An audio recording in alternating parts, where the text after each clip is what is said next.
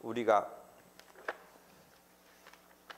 계속 변론에 관한 이런 부분을 얘기하는데 공개 심리주의 이런 게 한번 여러분은 잘 뭐 그냥 당연한 것처럼 얘기하는데 실제 재판을 공개하고 하는 게 어떤 의미를 갖는지 한 번쯤은 생각해 봐야 되는데 작년 사법시험에 이런 문제가 나왔어요.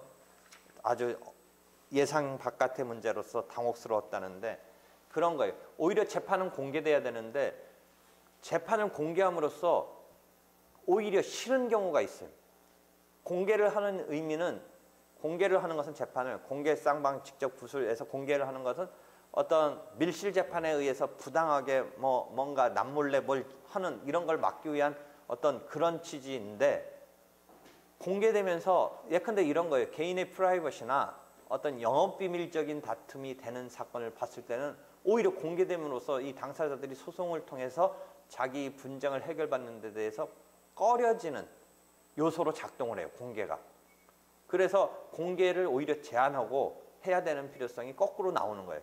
그래서 그런 문제의식을 계속 내가 강조했는데 작년 사법시험에 어떤 문제를 여기와 관련해서 냈냐면 기존에 나는 이제 뭐 예를 들어 개인의 가사 이혼 사건이라든지 영업비밀적인 이런 사건 등을 예를 들었는데 작년에 어떤 문제를 냈냐면 손해배상 다쳐가지고 손해배상 청구하려고 진단서를 받고 신체 이렇게 감정을 하는데 에이즈 이미 드러났어요.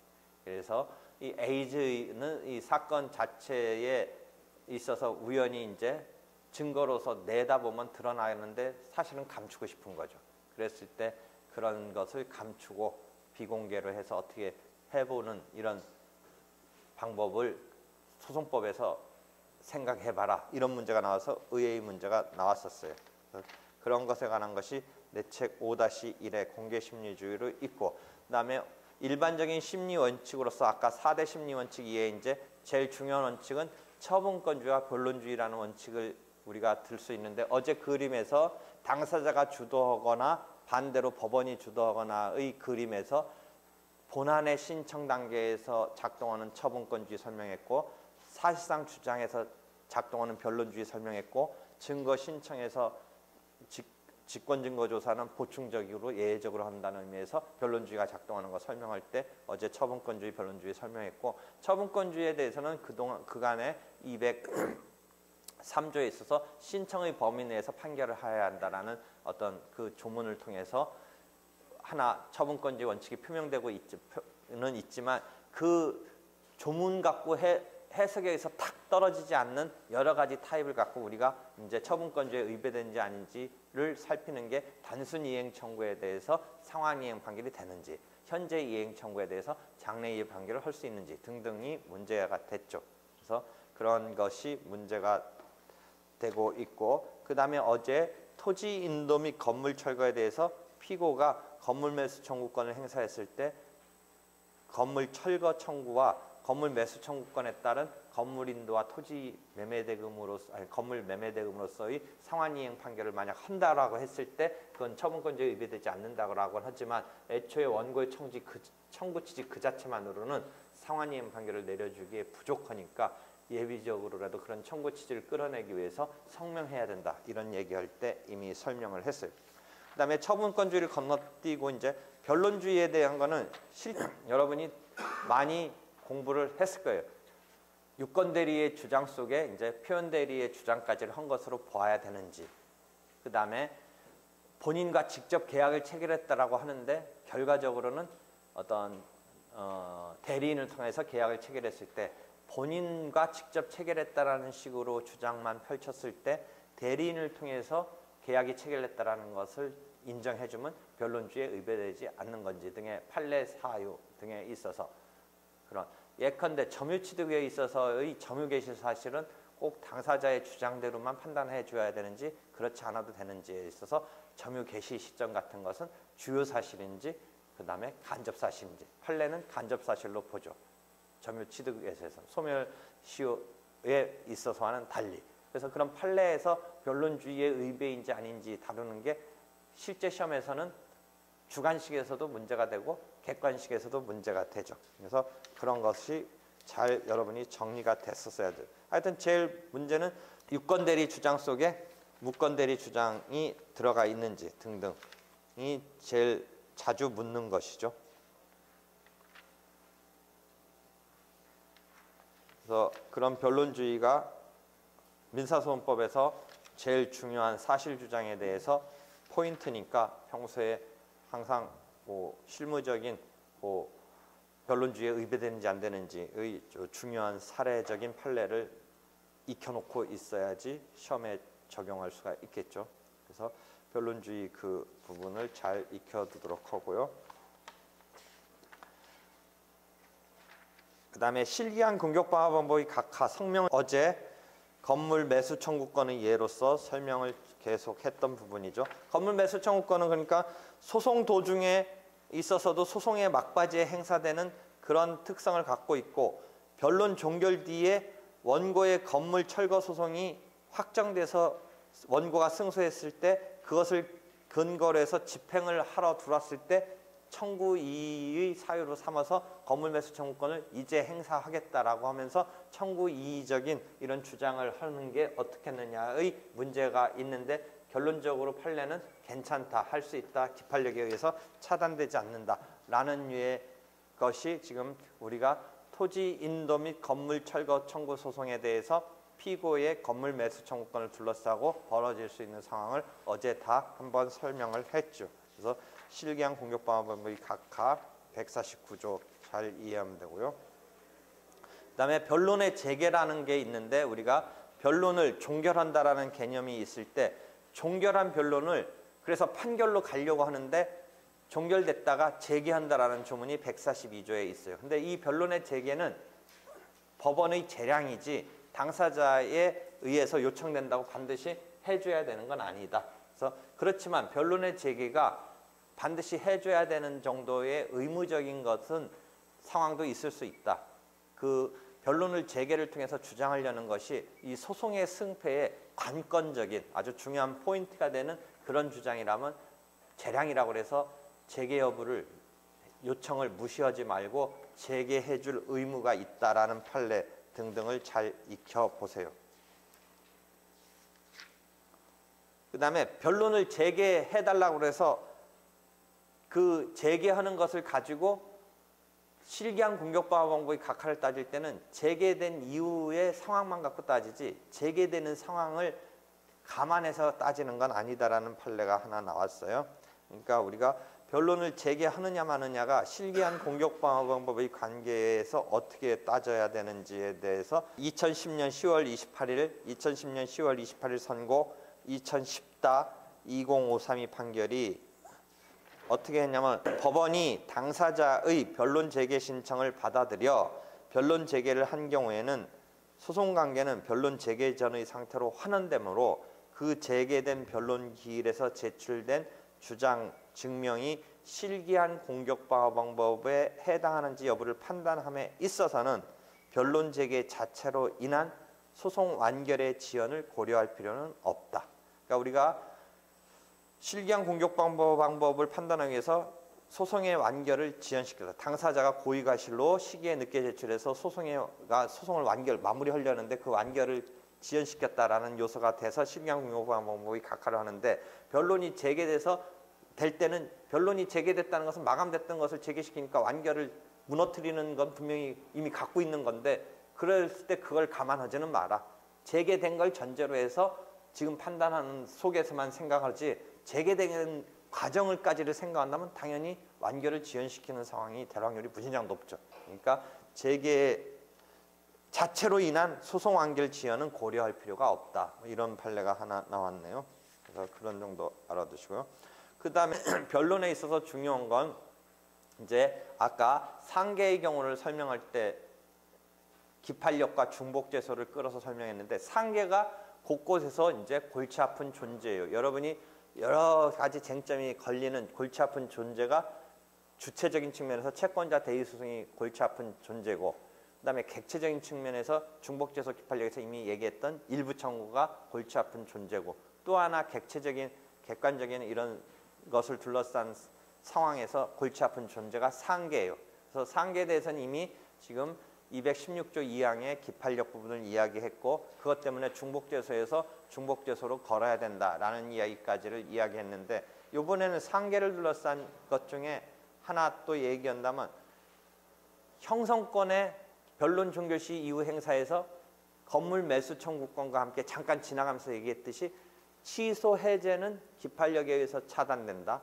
그 의사표시는 변론 종결 시점 이후에 됐지만 이미 상황은 변론 종결 시점 이전부터 벌어졌던 것이기 때문에 차단된다는 얘기하는 다음에 건물 매수 청구권과의 사이에서 잠깐 얘기했던 게 상계죠. 그러니까 상계는 역시 건물 매수 청구권과 완전히 뭐 같은 류의 그건 아닌데 속성상 소송의 마지막 단계에서 행사되는 그런 특성이 갖고 있는 거예요. 그러니까 소구채권 자체, 아까 거기서 그림을 그렸을 때 소구채권 자체의 지금 소구채권이라는 것은 원고가 청구한 그 채권이 인정되지 않으면 상계를 써먹을 필요가 없는 거죠. 그러니까 상계는 주로 예비적이랄까 후차적으로 쓰이는 것이죠. 애초부터 원고가 소구채권 들어오는데 그냥 기다렸다는 듯이 상계하겠다라면 그 싸움은 참 허무한 거죠.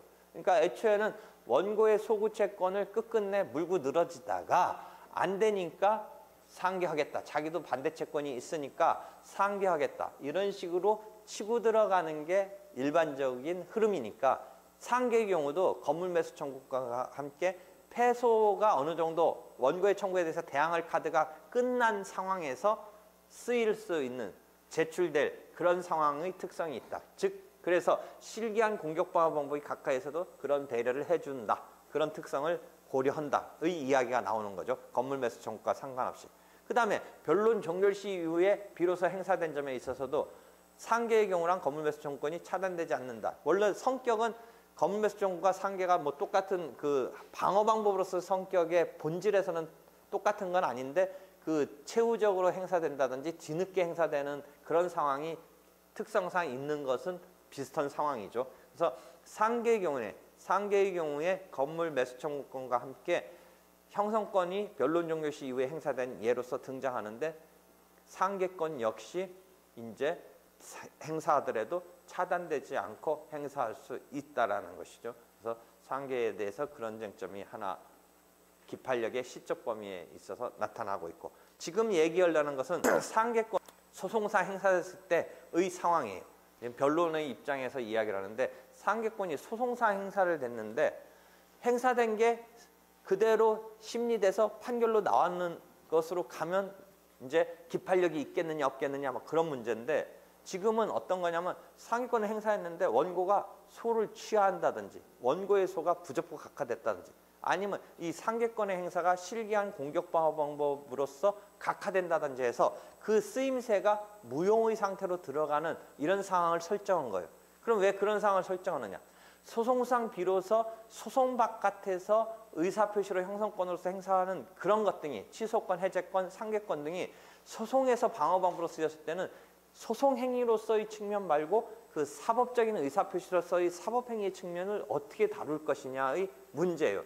그럼 기본적으로 우리가 소송물 이론에서도 구소송물 이론과 신소송물 이론이 대립이 있었던 거고 처음에 구소송물 이론으로서 실체법에 바탕을 둔 이런 소송법에서의 이야기 등을 하다가 소송법 독자의 개념을 만들고 소송법 나름대로 의미를 부여하는 이런 룰을 해서 독립을 하기 시작했는데 그래서 나온 게 신소송물 이론이고 실체법에 있어서의 개개의 청구권에 바탕을 두지 아니하고 소송법 독자적으로 소송물이라는 심판의 단위를 대상을 포착하는 개념이 신소송물 이론이 등장하듯이 이쪽에 있어서도 민법만 있을 때는 법률행위 개념이고 소송에서 펼치는 것도 뭔가 민법적인 법률행위 말고 이 소송법에서의 의미 있는 소송행위라는 개념을 처음에는 이제 잘 이론적으로 확정해서 하지 않다가 이제 점차 소송법 독자적으로 그런 생각을 하기 시작했어요. 그래서 소송행위라는 개념을 설정을 했더니 그러면 실체법으로서의 의사표시한 것이 소송에서 이루어졌다고 해서 실체법적인 행위를 뭐 의사표시가 도달됐다든지 했을 때 유효한 의사표시로서 못 볼 거냐 볼 거냐 이런 생각을 하기 시작한 거예요. 그래서 사법행위설과 소송행위설로 나뉘어요. 사법행위설은 병존설이라고도 해요.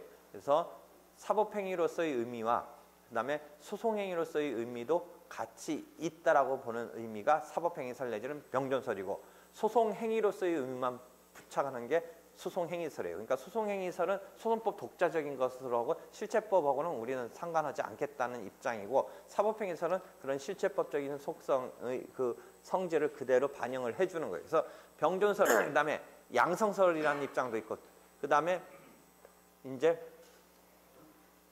소송행위설이 있고, 그다음에 좀 이따가 이런 모순점 때문에 이제 일반적인 학설의 입장인 신병존설이 나오는 거예요. 그럼 이게 무슨 이야기냐? 그렇게 소송행위적인 상계항변 내지는 취소권 내지는 해제권을 행사했다가 본래의 원고의 청구가 소치하 등으로 갔을 때, 소치하는 소송계속이 267조 등에 의해서 소급적으로 소멸을 하는데, 그러면 소송법적으로 펼쳐졌던 게 다 없어지는 건데, 그럼 소송행위로서 없어지더라도 사법적으로 의사표시해서 해제했다는 의사표시라든지 상계했다는 의사표시는 잔존하는 걸 볼 수 있어야 되지 않느냐의 입장이 사법행위설이고, 소송행위설은 아니다의 입장이에요. 근데 소송행위설에서 아니다라고 보는 때 이제 여러분 거기서 약간의 이제 문제점이 있으니까 학설은 신병존설이라고 해서 사법행위라는 병존을 바탕으로 하되 소송행위로서의 의미가 소치하 등에 의해서 소멸되면 사법적인 의미도 결부돼서 소멸된다고 봐서 소송행위설적인 결과 내지 효과처럼 취급하려는 병존의 바탕을 두되 신자를 붙여서 조건으로 결부시킨 신병존설이 지금 등장을 했어요. 왜냐하면 순수한 소송행위로 봤더니 무슨 상황이 벌어져요? 의사표시가 소치하에서 소멸되고 아무것도 안 했다고 하는 거가 너무 지금 이상하니까 거기서 소송행위로서 펼쳤던 것이 이제 그 완벽하게 그 자기가 주장을 곧바로 해주기는 못하지만 여러 가지 문제가 있으니까 병존을 기반으로 하되 조건으로 해서 소송행위처럼 또 의미는 또 생기게 하는 이런 효과를 보려고 나왔는데, 소송행위설이 반드시 타당한 결과를 가져오는 것도 아니고 사법행위설이 반드시 타당한 결과를 가져오는 것도 아닌 여러 상황이 있을 수 있어요. 그다음에 일반적인 또 교과서에 보면 굳이 소치하나 부적법 각하는 큰 문제 없고 실기한 공격 방어 방법으로 각하됐을 때만 문제가 된다고 해서 그때만 신병존설을 취하기도 하는데, 꼭 어느 쪽만이 더 어떤 학설로서 더 우세하다라고 볼 수 없는 게, 이런 생각을 해보세요. 예컨대 지금 소송행위로서의 의미를 부여하는 게 날지 안 날지에 예 중에 어떤 하자담보 책임 기간이 임박해서 뭐 그것에 바탕을 두고 예컨대 계약을 해제를 했는데 원고가 소를 취하했어요. 그러면 소를 취하해서 소송법적인 행위만 날아간 게 아니라 사법적인 행위는 없다라고 친다면 이 사람은 해제권을 지금 새로 쓰려고 했더니 기간이 제척기간 등이 도가한 상황이 벌어져요. 그럼 애초에 소송행위로서의 의미는 사라졌지만 사법적인 의사표시로 잔존시키는 병존설에 의하면 소송법적으로 행제했다는 것은 무시되더라도 소급적으로 소치해서 사라져서 의미가 없는 것으로 기착됐다고 하더라도 사법적인 이 제척기간 준수기간 내에 해제했다는 것이 유효하면 괜찮은 건데, 지금 그렇지 않다면 해제를 못하게 되는 이런 상황도 있을 수 있다는 거죠. 그러니까 반드시 소송행위설적인 결과가 좋은 건 아니라는 거죠. 근데 하여튼 그렇기 때문에 일장일단이 있는데 상계권의 예에서 그 얘기를 하는 거니까, 지금 상계권을 둘러싼 쟁점 중에 기본적인 출발에서 중복재소나 기판력에서 출발은 뭐냐면, 그 다음에 우리가 상계는 방어방법으로 쓰이지만 그 출발의 원인이랄까 배경을 이해해 본다면 상계는 방어방법으로 우리가 설정됐지만 어떻게 본다면 거의 소급이에요. 독자적인 청구급이란 말이죠. 그러니까 거기서 발생하는 게 소송물로서 기판력이 생긴다라고 보려고 그러고, 중복재소에서도 소송물급의 빡치기로 봐서 중복재소로 보려는 거예요. 그러니까 상계는 이른 우리가 방어방법급으로는 지금 있는 거지만 실제를 가만히 보니까 청구급의 행위로서의 의미를 작동시키는 거예요. 계속. 그러니까 기판력 중복재소에서 그렇게 된다고 생각하면 돼요. 그래서 계속 상계가 문제가 일으키고 있다라는 거죠. 그래서 이 상계가 어디서 또 이제 이런 형성권의 행사를 둘러싼 거 말고 상계가 또 뭐에서 문제가 되냐면 일부 청구와 결합돼서 일부 청구와 가실상계, 일부 청구와 상계에서 또 하나 문제를 일으켜요. 원고의 청구가 전부 청구가 아니고 일부 청구인데 피고가 과실상계의 어떤 그러니까 원고가 과실로서 자기도 있기 때문에 상계돼야 된다. 그 다음에 일반적인 상계 이게 작동했을 때 그 전부에서 상계 부분을 과실상계든 상계 부분을 처리할 거냐, 일부 청구 두론 부분에서 상계 내지는 과실상계를 처리할 거냐에 서 외측설과 안문설이 있다라는 건데, 현재 입장은 외측설의 입장이고, 외측설의 입장이 처분권지에 비춰서 뭔가 판례 입장으로서 지금 채택되어 있는데, 학설은 오히려 일부 청구에 있어서 예컨대 명시적 일부 청구 이런 입장에서 소송물을 둘로 분리할 수 있다면 이 상계나 과실상계 처리도 안분으로 분리해서 처리해 주는 게 맞지 않느냐인데, 지금 외측설의 처리가 실무의 입장이죠. 그래서 그런 것 등에 대해서 상계를 둘러싸고 문제가 되고, 상계가 상소심에서도 항소의 이익서도 문제가 돼요.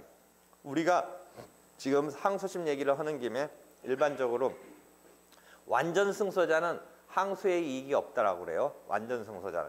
그러면 피고 입장에서 상계 항변을 써서 원고의 청구를 기각시켜서 원고의 청구가 기각됐고 피고 입장에서는 승소한 건데, 이 승소는 생으로 이긴 게 아니라 자기 상계의 채권을 자동 채권을 제공해서 이긴 거니까, 그런 경우는 이유중의 판단이고 이기긴 이겼어도 이 이유중의 판단에 기판력 등이 발생하기 때문에 그것을 쓰고서 이기고 심리를 받고 해서 나중에 그것을 쓰는 데 대해서 기판력 등이 발생하기도 하니까, 그걸 안 쓰고 이기는 거랑 쓰고 이긴 거는 차이가 있는, 분리 뭐 이런 개념을 투입할 수도 있는 성격이 되니까, 상계 항변을 제공해서 이긴, 즉 피고 입장에서 이겼다, 즉 원고 청구를 기각시켰다 라는 상황에서 피고 입장에서는 항소의 이익이 없다라고 볼 여지가 있는데, 기본 원칙에 따르면 전부 승소자는, 즉 피고 입장에서 원고 청구가 기각됐으니까 피고 입장에서 전부 승소자인데, 상계 항변을 제공하고 이긴 케이스는 그게 완전히 이겼다라고 보면서 보기에는 그 내부를 파헤쳐서 보면 자기가 자동채권을 제공해서 그게 까이고 나서 이긴 거니까, 그런 경우에는 항소의 이익이 있다라고 하는, 그런 예외적으로 항소의 이익이 있다, 그런 점에서도 문제가 되네요. 그래서 그러한 쟁점 등이 있다라는 걸 이해해 보면 되죠. 그래서 여기까지가 됐고요. 그 다음에 이제 변론에서 당사자의 결석이 문제가 되네요. 당사자의 결석. 어제 조금 이야기했어요. 148조의 진술간주, 150조의 자백간주 이야기하면서 조금 얘기했는데, 당사자가 소송에서 결석을 하면 어떻게 되느냐. 당사자가 결석하면. 그러면 조문을 여러분이 148조의 진술간주라는 조문과 150조 3항 1항에 따른 자백간주라는 조문과 뭐를 하나 또 알아야 되냐면, 268조인가에서 보면 소취와 간주라는 조문, 이 세 가지를 잘 알아야 돼요. 소취와 간주. 그런데 그 세 가지 조문을 알아야 되는데, 여기서 일단 한쪽 당사자가 불출석한 경우와 쌍방 당사자가 불출석한 경우를 나누고, 쌍방 당사자가 불출석한 경우는 아까 말한 268조로 처리하고, 한쪽 당사자가 불출석한 경우는 이 148조나 150조 3항 등에 의해서 처리한다라고 일단 이해해서, 그럼 다시 돌아와서 변론이라는 당사자가 공방을 펼칠 수 있는 중요한 장면에서 쌍방 심리를 위해서 양쪽 당사자가 와야 되는데, 양쪽 당사자가 와가지고 심리를 한다는 개념에서 사망을 했다든지 했을 때는 쌍방 심리가 될 수 없기 때문에 절차를 233조 이하에서 중단시키고, 그 다음에 상속인이 수습해서 수계해서 들어올 때까지 기다려준다라는 개념이 있는데, 결석의 경우는 쌍방심리주의와 관계에 있어서 제대로 참석할 기회를 준 이상은 쌍방심리주의에 있어서 문제를 일으키지 않는다고 파악하고, 어떻게 처리하냐면 대석재판주의로 처리하는 틀을 갖고 있다. 그렇지만 두 당사자가 안 왔을 때는 어쩔 수 없고, 그랬을 때는 두 당사자가 안 왔을 때는 기일을 다시 한번 잡는다든지 한다.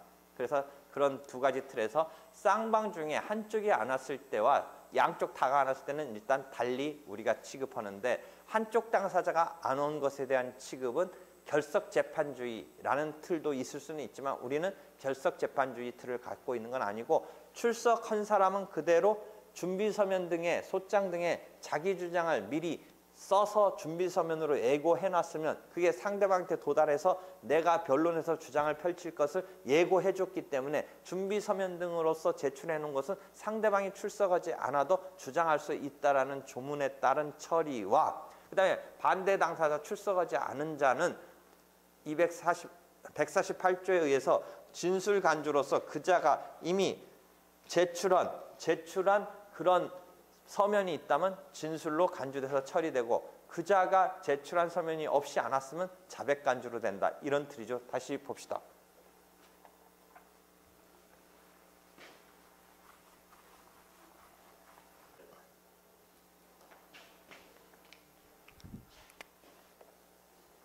재판부가 있는 원고, 피고 이렇게 있죠. 그래서 원고는 애초에 소장을 제출했고 상황을 봅시다. 피고는 상황이 어떻겠어요? 30일 이내에 답변서를 안 낸다는 상황도 있을 수 있죠. 이 경우는 256조, 257조에 의해서 무변론 판결로 갈 수도 있는데 반드시 변론 없이 원고 청구가 인용되는 판결로 간다는 장담은 꼭 하는 건 아니다. 상황적으로는 원고의 청구가 좀 미비하다든지 사건의 이 흐름을 볼 때 변론 없이 판결하기에는 조금 뭔가 중요한 뭐가 싸움이 있는 듯이 보이면 변론 기일을 열어줄 수도 있다. 그러니까 만약 무변론 판결을 할 생각이면 답변서가 안 나왔으니까 그 다음 법원의 행동은 판결 선고 기일을 정해요. 만약 무변론 판결을 그 다음에 판결 선고 기일까지 답변서가 나오면 또 괜찮아요. 왜냐하면 자백 간주라는 건 뭐예요? 그 뒤에 번복할 수 있다는 상황을 설정해주고 있는 거잖아요. 우리가 순수한 재판상 자백 말고 자백 간주는 재판상 자백과 달리 자백한 것으로 보는데 그것은 침묵적이랄까 대꾸를 안 했기 때문에 자백으로 보는 건데 그 뒤에 대꾸가 반박이 나오면 회복되는 거잖아요. 그러니까 무변론 판결의 상황은 무변론 판결을 할 생각이 있을 때는 변론이 더 안 열리고 변론 없이 곧바로 어디로 가요?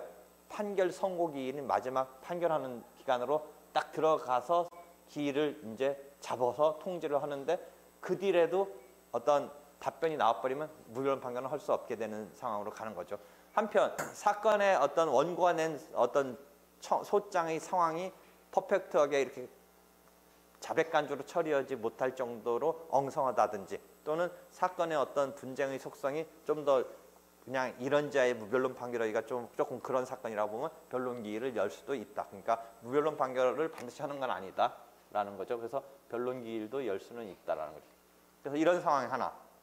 그다음에 답변서를 냈는데 답변서를 내고서 안 오는 경우 이런 상황도 있을 수 있죠. 답변서를 내고서 안 오는 경우. 그럼 봅시다. 30일 내에 답변서를 안 냈을 때 무변론 판결이 있지만 변론 기일도 잡을 수 있어요. 변론 기일을 잡았는데 변론 기일에 답변서도 안 내고 안 나오면 어떤 상황이 벌어지느냐. 이 경우에 원고는 276조인가에 보면 준비서면 부제출의 효과 등과 관련된 조문이 있어요. 그러니까 소장이랄까 답변서도 첫 번째 준비서면이라고 볼 수 있고 준비서면을 제출하는 것은 어제도 설명했듯이 뭐를 준비하는 서면이에요? 변론을 준비하는 서면이고 공식적인 판결을 하면서 변론주의 틀 속에서 의미 있는 것은 구술이 의미 있는 거지 서면은 그 자체가 완결적인 게 아닌 거예요. 그러니까 서면을 내는 것은 내더라도 구술로 판사 앞에서 직접 자기 변론을 해야 돼요. 그러니까 서면 내는 것만으로는 완결적인 게 아닌데 다만 서면을 낸 용도는 뭐예요? 내가 다음에 열리는 변론에서 이런 주장을 하겠다고 예고하는 기능을 하고 있는 거죠. 그러니까 답변서를 이런 서면을 제출하지 않고 법정에서 곧바로 구술로 얘기한다고 해서 잘못된 건 아니에요. 그러니까 준비 서면을 제출하지 않고 법정에서 마주 싸워서 직접 구술로 판사 앞에서 얘기하는 거가 오히려 그렇게 하는 게 괜찮은 건데 다만 편의를 위해서 그렇게 직접 구술로 말할 것을 준비 서면으로 해서 내놓도록 하고 있고 그렇게 했을 때 어떤 제재를 가하고 있냐면 준비 서면을 내도록 했는데 안 냈을 때는 안 내고 서로 마주보고 얘기하는 거는 괜찮은 건데 안 냈을 때는 상대방이 안 온 상태에서 혼자 뭔가 말로 하겠다는 것은 할 수 없다. 왜? 이 준비서면으로 예고를 해준 게 상대방한테 가서 상대방이 그럼에도 불구하고 안 왔을 때는 법정에서 네가 구술로 하는 걸 그 받고서 안 나온 사람 입장에서는 그런 얘기를 할 것을 예고를 받았기 때문에 안 나온 것에 대해서 안 나온 채로 네가 할 말 이렇게 퍼붓는 것에 대해서는 괜찮은데 준비서면을 내지 않은 상태에서는 와서 말하면 불의적인 어떤 진술이 되니까 하지 마라가 276조의 조문이에요. 이해되겠죠? 한 번만 읽어줘 보세요. 276조. 준비서면을 적지 아니하는 사실은 상대방이 출석하지 아니한 때에는 변론에서 주장하지 못한다. 다만 제272조 제2항 본문의 규정에 따라 준비서면을 필요로 하지 아니하는 경우에는 그러하지 아니한다. 아무튼 그런 특수한 경우 빼고는 준비서면을 제출하지 않았을 때, 그러니까 기본적인 발상 이해해봐요. 준비서면을 안 냈어도 실제 두 당사자 다 출석해서 구슬로 퍼붓고 싸우는 것은 괜찮은 거다. 근데 지금 상황은 뭐냐? 준비서면을 안 냈을 때는 퍼붓고 하는 게 마주보고 퍼붓는 건 괜찮은데 안 나왔을 때는 예고되지 않은 것을 얘기하는 거니까 하지 마라. 이런 정도의 제재이다. 불이익이다. 이해됐죠? 그럼 보세요. 여기서 원고는 피고가 안 나와도 소장, 답변서, 그 다음 준비서면 등을 제출했으니까 소장을 진술하는데 지장이 없는 거죠. 소장을 제출해놓고 있었으니까. 그 소장이 피고한테 예고되었으니까. 근데 피고는 지금 답변서 없이 안 나왔으면 원고의 주장을 150조 3항 1항에 의해서 진술로 간주되는 것이죠.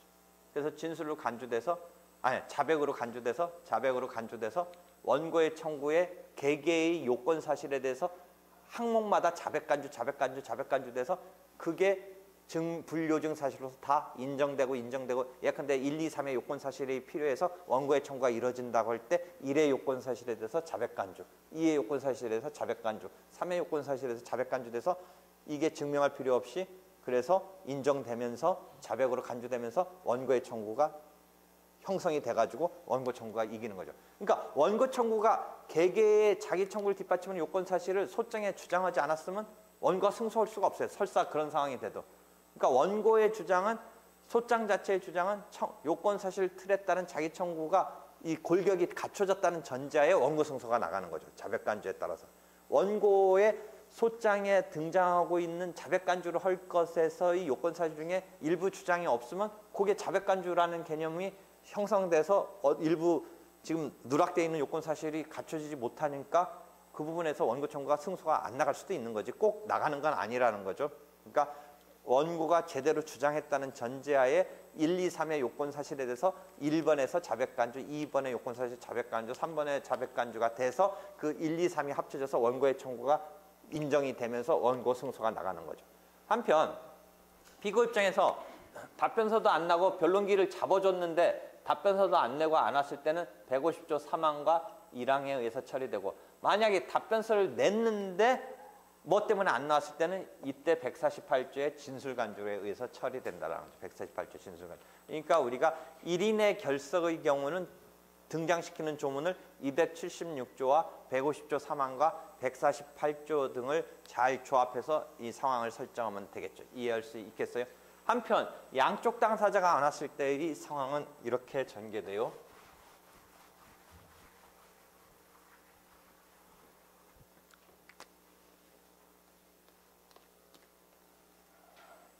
원고 피고에 원고가 소장은 내놓겠죠. 소장은 내놨는데 변론기일에 불렀더니 양쪽 다 안 와요. 그다음에 이때는 우리가 언제 잠깐 얘기했냐면 진술금지의 재판 등을 얘기할 때 144조 등에서 어떤 얘기를 했냐면 변론 능력 없는 자 진술금지 재판에 있어서 소송 요건은 아닌데 불출석으로 취급되는 불이익을 당한다. 그런 이야기를 했죠. 그러니까 우리가 출석 불출석은 1인의 불출석이든 2인의 불출석, 양쪽의 불출석이든 물리적인 불출석만 불출석이라고 하는 게 아니고 그 상황에서 우리가 얘기했던 건 물리적으로는 출석해도 무언가 때문에 못하거나 변론을 안 했을 때도 불출석으로 된다. 예컨대 진술금지를 당해서 못하거나 또는 어떤 때 스스로 안 하는 경우도 있을 수 있어요. 왔는데 상대방이 안 왔으면 굳이 내가 피고 입장에서 진술을 할 수는 있겠지만 답변서를 내놨다면 그것은 아까 276조에서 답변서를 내놨다면 상대방이 안 왔어도 답변서가 상대방한테 도달돼서 내가 할 말을 예고해놨으니까 진술을 하는데 지장은 없지만 굳이 피고 입장에서는 원고가 와서 안 오고 있는데 그때는 자기가 나갔다가 그렇게 답변서를 진술을 한다라고 적극적으로 할 수도 있지만 그냥 그날 좀 헛방 쳤다고 생각하고 진술을 안 한다, 별로 안 낸다고 하고 와서 쌍방 불출석에 한 번 충족이라는 상황으로 몰고 갈 수도 있어요. 근데 쌍방 불출석은 한 번만 불출석했을 때는 뭐 생각할 수 있는 건 둘 다 안 왔으니까 뭐 더 진행 안 해준다라는 개념도 있을 수 있는데 일단 우리 틀은 한 번 더 기회를 잡아준다. 한 번 더 기회를 잡아준다. 이런 틀이에요. 그래서 한 번 더 기회를 잡아줬는데도 불구하고 또 둘 다 안 온다. 그 다음에 이때 두 번 이해라는 것은 꼭 연속할 필요는 없다. 한 번 안 왔다가 둘 다 또 어떤 때는 마음이 뭐 변해서 또 뭐 한 명인가 두 명인가 왔다가 또 언제 또 또 안 왔다 한 단속적인 이해불출석도 이해불출석의 의미에 들어가는데 그렇게 되면 법원도 이제 더 이상 기일을 잡아주진 않는데 실무상은 또 잡아줘요. 그래도 잡아주는 경우도 많은데 지금 268조 조문을 보면 더 이상 잡아주지는 않고 30일 이내에 30일이에요, 1개월이에요. 하여튼 조문 한번 보세요. 1월 이내에 기일 지정 신청을 당사자가 해오면 열어줄 수는 있다. 근데 실전상으로는 미리 알아서 기일을 하나 그냥 잡아주기도 하는데 지금 일단 이해불출석이면 일단은 그것은 잠정적으로 더 이상은 행동을 안 하고 있는데 다행히도 1월 이내에 당사자 측에서 기일을 열어달라고 한다면 기일을 열어줄 수 있는데 그렇게 해서 기일 열어준 상황에서 또 두 당사자가 한 번 안 오면 이제 어떻게 하느냐. 애초에 기일을 안 잡았는데 1월 이내에 기일 지정 신청을 안 했다든지 기일 지정 신청을 해서 열어줬는데 또 한 번 안 온다든지 했을 때 어떻게 된다? 268조에 소취하로 간주한다. 그러면 요거는 왜 쌍방불출석의 조문이 변론에서 불출석이 아니고 여기에 조문이 있냐면 266조 7조가 소취하에 관한 조문이니까 아마 소취하를 간주한다라는 생각에서 불출석의 어떤 상황에서는 변론에서의 상황이 벌어진 건데 조문의 배치는 소취하 다음에 67조, 68조, 267조, 266조 다음에 268조로 아마 소취하 그 조문의 다음에 간주 규정으로 둔 것 같아요. 이해할 수 있겠어요? 여기서 조문은 거기에 있다라는 걸 잊어버리지 말고요. 그렇게 했는데 여기서 이건 어떻게 또 조문은 그렇게 되어 있지만 어떻게 이해하면 되냐면 이런 거랑 비슷하게 이해하면 돼요. 우리가 요새는 많이 이제 문화적으로도 이제 선진 뭐 이런 문화를 가졌지만 우리 시계 문화는 아직도 뭐예요? 예약 문화 같은 거 하면서 막 예약하고 갈 듯 하다가 뭐 음식점 뭐 이렇게 못 가게 된다든 좀 늦게 간다면 또 친절하게 못 가게 됐습니다. 늦게 갑니다. 이렇게 전화하고 막 그런 걸 확실히 서로 간에 약속을 지키는 문화예요. 그냥 약속했다가도 안 가고 뭐 빵 꺼내고 또 음식점도 그래요. 우리가 예약했으면 진짜 예약으로서 뭐 가격을 더 받고 예약료 때문에 뭔가 문제가 있으면 크레임을 걸지언정 그거 확실히 해주느냐 그런 거 아닌 것 같아요. 우리가 실컷 7시 예약했는데 7시에 가보면 어떤 손님이 이미 받고 있어요. 그래가지고 한 턴이라도 또 빨리 돌리려고. 그게 우리 문화인 거예요. 그 주인도 뭐 7시에 예약했어도 큰 의미 안 돼요. 오면 좋고 안 오면 뭐 그러고 그 와중에 또 딴 손님 먼저 온 손님 받거나 더 잘 팔릴 것 같은 손님 받는 거예요. 그런 문화이니까 예약했다가 우리는 무시하고 주인도 예약의 의미에 대해서 그렇게 막 의미 부여도 안 하고 그런데 아주 그걸 내가 지금 그냥 이해시키려고 하는데 소송을 냈으면 어떤 거예요? 한판 붙잡고 둘이 이제 원고가 낸 거고 그랬으면 이제 법원에 의해서 해결을 바란다라는 의사표시를 했으니까 그런데 두 당사자가 한 번도 아니고 두 번씩이나 안 오네요. 그러면 법원의 입장에서 보면 원래는 어떻게 해야 되냐면 소송 바깥에서 분쟁이 해결이 내고 나서 뭔가 가닥을 잡아가니까 당사자가 안 온다. 만약 그 분쟁이 뭐 한 명이면 안 올 수 있지만 둘 다 안 오는 것은 소송 바깥에서 뭔가 지금 협상이 되고 있거나 얘기가 되고 있으니까 법정에 안 오지. 둘 다 왜 안 오겠느냐 이거죠. 그 어려운 소송을 내놓고. 그러니까 두 번씩 안 왔을 때 우리식의 지금 문화를 내가 그냥 약간 어거지로 대입시켜서 이해하기 쉽게 말한다면 원래는 소송 바깥에서 협상이 제대로 됐으면 소송을 어떻게 해줬었어야 돼요? 걷어주는 소치하를 적극적으로 해줬었어야 되는데 그냥 방치한다라는 개념은 소송 바깥에서 소송 낼 때는 막 분해가지고 냈는데 어느 정도 타협이 됐고 이거 그냥 방치하고 있는 거 아닌가. 그래서 해결됐으니까 이거 생각지도 않고 있는 법정에 오지도 않는 거 아닌가 둘이. 그러니까 그런 개념을 여기다 투입해서 보면 상황이 소송에 열심히 하지 않는 이 상황은 소송 바깥에서 타협이 됐다. 그 다음에 원래 타협이 됐으면 제대로 했으면 원고가 이제 냈던 소를 취하해주면 제일 좋은데 아니니까 소취하로 간주한다라는 식으로 여러분한테 그냥 그런 어떤 우리가 약속을 했다가 캔슬하고 취소하고 이런 거의 문화에 있어서 조금 미숙한 것을 여기다가 내가 대입해서 이해하기 쉽게 지금 말을 해줬는데 그래서 소치하 간주로 본다. 조문은 66조, 266조, 267조 다음에 있는 것이다. 한편 이런 상황이 1심과 2심에 연결되는 아까 1심과 2심은 속심 뭐 이런 게 연결되는 데서 문제가 터지는 게 있는데 1심에서 한 번, 2심에서 한 번 이런 것은 여기서 두 차례가 아니다. 이해되겠죠? 근데 항소심에서 두 차례 내지는 기일 지정 신청에 따른 세 차례 있을 때 소의 치아로 보는 게 아니라 그 268조 2항인가 3항을 보면 그때는 상소 치아로 간주한다. 이런 조문이 있을까요? 몇 조예요? 4항에 보면. 그러니까 지금 그 상황이 신급별로 따지고 걸쳐 있는 건 아니다. 일단 걸쳐서 벌어진 건 아니다. 신급에서 따지는데 항소심에서 벌어졌을 때는 소치아가 아니라 항소치아다. 이해되겠어요? 그렇게 간주한다. 내가 소치하고 항소치아 구별하라고 그랬죠. 저번 때 한번 소치하고 항소치아 구별하는데 이 경우에 1심에서 벌어진 상황일 때는 소치하지만 항소심에서 그런 상황이 벌어졌을 때는 소치아가 아니라 항소치아이다. 그다음에 걸쳐 있는 건 아니다. 그러면 이렇게 걸쳐 있는 것에 대한 것이 또 하나 중요한 판례가 있는데 뭐가 있었어요? 변론 준비 기일과 변론 기일에서 본격적인 변론에서 걸쳐 있을 때 어떻게 될 거냐? 있을 때 변론 준비 기일은 변론 기일과 다른 것이기 때문에 이론상은 걸쳐서도 그렇게 봐야 된다는 입장도 있고 아닌 입장도 있는데 걸친 것은 아니다라고 보는 거죠. 걸친 것은 그러니까 변론 기일만으로 따져야 된다가 판례의 입장이죠. 그러니까 지금 걸치는 게 문제가 되는 게 변론 준비 기일과 변론 기일과 걸쳤을 때의 문제가 나오네요. 그래서 거기까지 이해를 하면 되겠죠. 하여튼 결석은 꼭 연속적인 이해의 결석을 연속적으로 할 필요는 없는 개념이지만 걸친 건 아니다. 그다음에 항소심에서의 이해불출석은 소치아 간주가 아니라 항소치아 간주이다.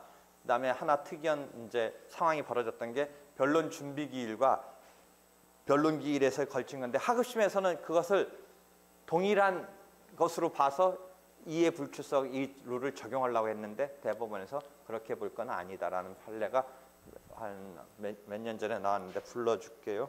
그런 판례가 어딘가 있었을 텐데. 2006년 10월 27일 선고. 이게 한 5년 전 거니까 이미 어떤 책이든 다 반영됐어요. 근데 그때 되게 논란이 있었던 판례죠. 2004-69-581 판결. 어느 책이든 다 돼 있을 거예요. 일단 변론 준비 기일에서 양쪽 당사자 불출석의 효과가 변론 기일에 승계되는지 여부에 대해서 판례는 소극적으로 보았다. 판례는 소극적으로 보았다. 이미 있었던 판례죠. 그래서 거기까지가 정리되면 이제 당사자 결석이 처리됐어요. 그 다음에 이제 마지막 남는 게 이제 송달이라는 것은 저번 때 직권으로 송달은 절차 진행을 한다. 그 다음에 교부 송달이 원칙이다. 상황에 따라서 주소의 추적 등이 이제 힘들어지면서 공시 송달을 한다. 그 다음에 공시 송달하는 것이 문제가 있는 게 자백간주 등에 있어서 제외된다.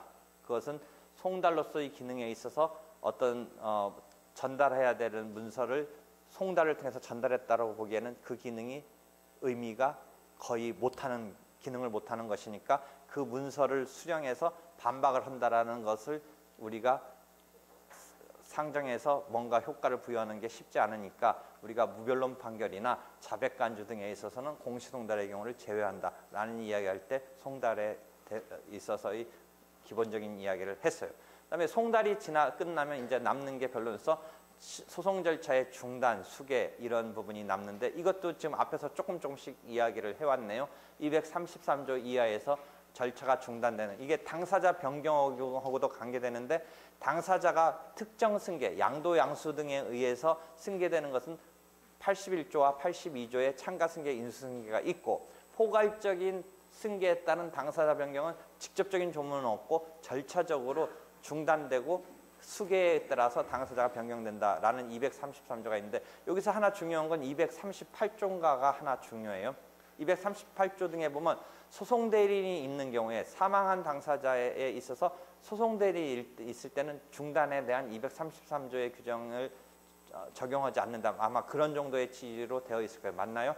아마 그런 정도로 되어 있어요. 그러면 이것을 이해하려면 뭐를 이해해야 되냐면 기본적으로 당사자가 사망해서 절차를 중단시키는 것은 대립 당사자의 쌍방 심리에서 한쪽이 죽어서 이 균형이 무너진 거잖아요. 무너지니까 이 균형을 떠받쳐줄 상소인이 등장할 때까지 일단 스톱을 시켜서 등장시키는 것인데 이 죽은 자한테 변호사가 있으면 변호사가 이것을 같이 대항하는 데 있어서 원래 당사자 죽었더라도 변호사가 하는 거니까 굳이 중단시킬 필요 없다는데 원래 중단시킬 필요가 없다라는 변호사이기 때문이라는 데에는 뭐가 하나 더 우리가 생각한 다음에 그 생각을 해야 되냐면 실체법 민법에서는 본인이 사망하면 임의 대리에 해당하는 예컨대 변호사 선임에 해당하는 임의 대리는 본인이 사망하면 이 의임 관계가 종료하고 도급 의임 이런 계약 관계도 끝나는 이런 단계에 있는데 소송법에서는 94조 등에 보면 특이하게 소송 대리인의 경우는 변호사 대리가 원칙이기 때문에 94조인가 95조를 보면 변호사를 전제로 해서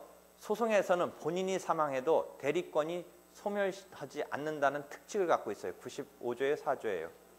보시죠. 그렇게 되어 있으니까 95조를 통해서 변호사의 대리권이 상실되지 않으니까 본인이 사망해도 실체법으로 치면 이 의임관계의 임의가 소멸되니까 변호사가 뒷받침해준다. 그러니까 대리인이 뒷받침해준다는 말을 진전시켜서 우리가 얘기할 수가 없어요. 실체법적 상황이라면. 근데 지금 소송법적 상황에서 변호사 대리의 원칙을 전제로 한다면 본인이 사망하더라도 이 95조를 통해서 소송 대리인의 대리가 존속되지 소멸되지 않으니까 떠받쳐서 계속 유효하게 대립 당사자 틀에서 변호사가 역할 활약을 해준다라는 전제하에 238조가 233조의 중단에 대해서 예외로 해서 오히려 중단시키지 않는다라는 이야기를 하고 있는 거죠. 이해할 수 있겠어요? 그게 하나 중요한 포인트죠. 그러니까 95조를 통한 그 상황을 이해하면 안 잊어버릴 거예요. 그럼으로써 여러분이 실체법과 소송법에 있어서 독자성 이런 것이 소송물 이론 아까 소송행위 이런 얘기를 할 때 얘기했는데 요 의인관계도 소송대리의 의인관계 법정대리에 있어서 실체법과 달라지는 게 어제 법정대리 이야기할 때 민법에서의 미성년자 행위는 일단 할 수 있는 거죠. 대리인을 꼭 통하여야 되는 건 아니고 스스로 할 수 있죠. 문제는 있지만 할 수 있죠. 그래서 그것을 문제 있다고 취소시킬 수 있는 여지는 있지만 일단은 봐주는 거죠. 근데 소송에서의 대리는 미성년자 행위는 어때요? 대리를 통해서만 해야지 직접 하면 일단 잘못이죠. 거꾸로 문제 있는 걸 나중에 추인해서 살려줄 수는 있지만 문제 있는 것으로 일단 들어가는 거죠. 근데 민법에서의 미성년자가 스스로 한 행위는 대리를 통하지 않고 스스로 한 것은 문제가 있긴 있지만 그것이 취소될 뿐이지 취소되지 않으면 그냥 끝끝내 갈 수도 있는 것이죠. 그런 차이 등을 이해하고 있어야 되죠. 그러니까 소송대리에 있어서도 지금 민법에서는 128조, 민법 128조 등에 보면 의인관계가 아마 종료할 거예요. 그 종료 사유일 거예요. 본인이 사망하면 민법 128조 등에 보면 의인관계가 종료된다 있고 급이나 의임 그 임의 대리를 발생시킬 수 있는 그 기본 계약 관계도 아마 본인이 사망하면 종료되도록 이렇게 의임 그쪽에서도 보면 그러니까 민법적인 임의 대리는 본인이 사망하면 종료되는 것이 기본인데 소송법에서는 변호사 대리 원칙들을 전제로 임의 대리에 해당하는 소송 대리인의 관계가 본인이 사망해도 소멸하지 않는다고 95조가 하고 있고 그것을 바탕으로 238조가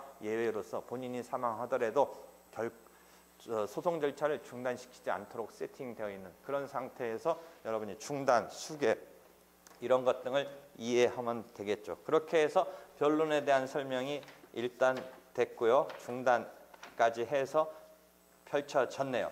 그 다음에 이제 증거법으로 들어가는데 조문은 증거법은 288조부터 펼쳐진다고 그랬죠. 그래서 조문을 한번 머릿속에 이해해 본다면 제1장에 있어서 소의 제기라고 해서 248조가 총칙에서 247조까지 총칙적인 조문이 민법처럼 여기도 판택된 식으로 해서 총칙 조문이 있고 제1장 2편의 1장에 소의 제기에 248조가 있고 제2장 변론과 준비가 있고 제3장 증거가 288조에서 비로소 펼쳐지고 불요증 사실이라고 해서 우리가 저번 때 첫날 증거법 챕터에 대한 개요를 교과서 설명할 때 288조부터 설명 시작한다라고 할 때 이미 한번 언급했던 바 있는 288조의 증거법의 총칙부터 조문이 쭉 펼쳐져서 증거법의 총칙 다음에 이제 증거조사 방법으로 증인신문, 감정, 서증, 검증, 당사자신문 그 밖의 증거가 있고 그 다음에 증거보전이라는 이런 챕터로 증거법이 조문은 배치되고 교과서 챕터도